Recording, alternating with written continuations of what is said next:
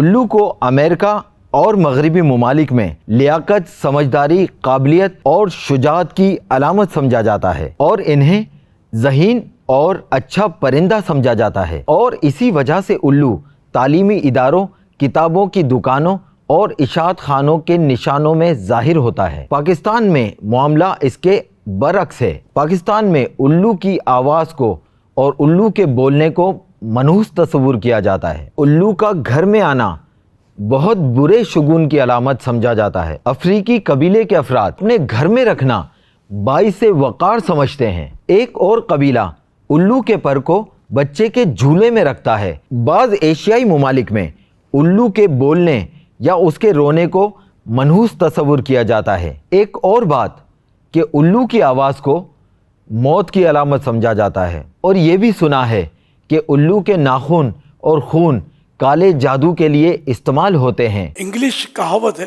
As wise as آؤل، یعنی عقل مند جیسے الو۔ الو کو عقل مند پرندہ بھی مانا گیا ہے، جب فی نفس ہی الو کوئی برا پرندہ بھی نہیں ہے۔ ہمارے یہاں بیچارہ بدنام ہے، باہر اس کو موج لگی ہوئی ہے، اس کو احترام دیا جاتا ہے، مطلب نہ کوئی احترام دینے کی وجہ اس کی کوئی کہیں پڑی ہے، نہ یہ منحوس بولتے ہیں اس کو، نعوذ باللہ۔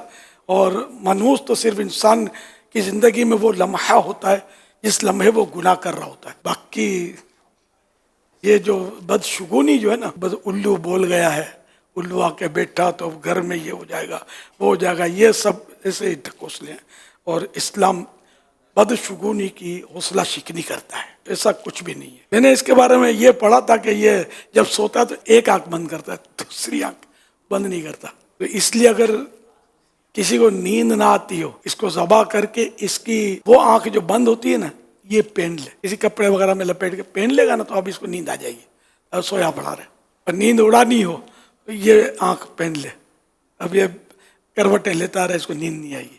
یہ میں نے پڑھا ہے، حیات الحیوان میں اس کی کافی تفصیلات مل سکتی ہیں۔